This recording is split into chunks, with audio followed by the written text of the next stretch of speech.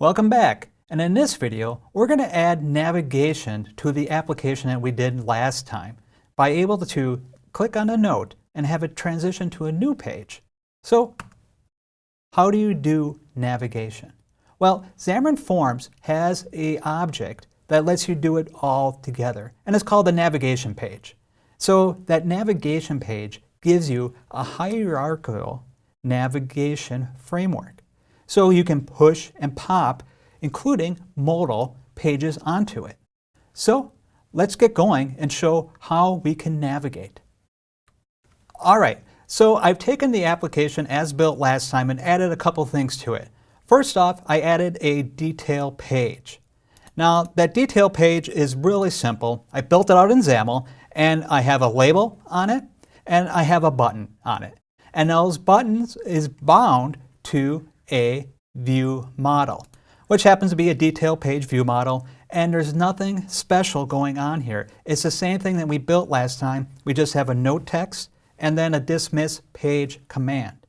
So that dismiss page command, don't have anything in it yet. We'll get to it and we'll build it up in just a second.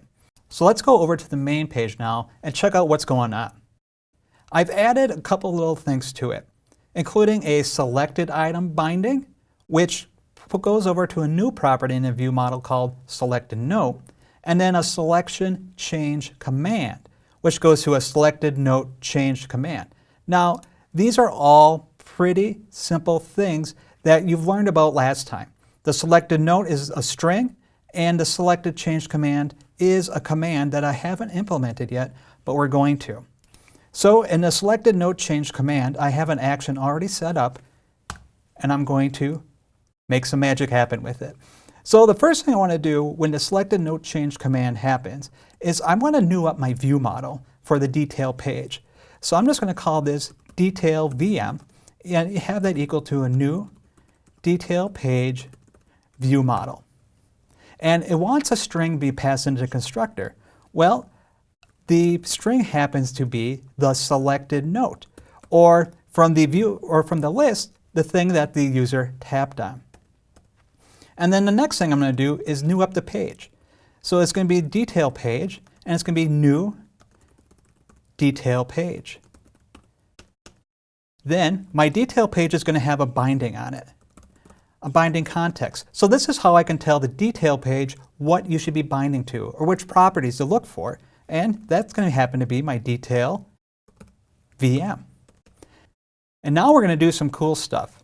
I'm going to use my application property, call current, and then call main page. And that has navigation on it. And from there, I can call push async and tell it what I want to push onto it. Well, here, I want to push the detail page. Of course, since it's push async, I want to make my action here asynchronous, and I want to call await on it. All right, so that's all I need to push a new page onto it. So I'm going to build it. And when it pops up, I'm going to add a couple notes to it. We'll do hello world.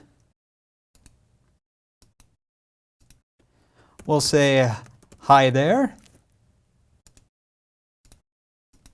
And then we'll say this is cool. That's all great, but there's one more thing that we have to do, and that's wrap our main page into a navigation page, because Xamarin.Forms gives us a built-in navigation page that adheres to the specifics of each platform. So let's go ahead and do that. I'm going to jump into the app.xaml.cs, or the background page of the main launcher, and do new navigation page. And in a constructor, just pass in the page I want to serve as the root for it. Then hit go. So once my page is loaded up, you can see that I have another little blue line up on top because that's the navigation page taking over. So we're going to enter in a couple items here. Hello world.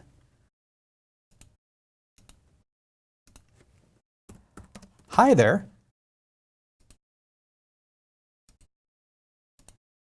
And then how cool is this?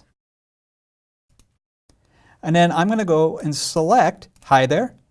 And you can see we get the brand new page show up. And it has this little navigation back button where I can click on it and it goes back. Again, cool, but when I go to Hello World, again, hi there, Hello World, but this dismiss button isn't doing anything. So what I want to do is go implement that. Back into the detail page view model, and in my command constructor, what I'm going to do here is take out this right line and make this asynchronous, because I'm going to be using await in just a second, and do await application current main page navigation and then pop. And we'll do pop async, and that's all I need to do to get it off the stack. Now, if I want to do modally, they make something pop up over the top, so I have to interact with it first. It's just as easy, so I can do push modal async, and then in my detail view model, I'm going to do pop modal async. We'll run everything again. So I'll enter a new note, and we'll just call this pop modal. Save it. I'll click on it. And you can see this time it's slid up over the bottom. I'll dismiss it, and then it slides back down. So we had the modal go up over the top, and then we popped it so it slid down for the bottom. So in this overall, we saw how to do navigation both pushing, popping, modal, and popping the modal. And the next time, Brandon's going to take you through doing everything we saw in this series, but doing with C# instead of XAML. So tune in for that.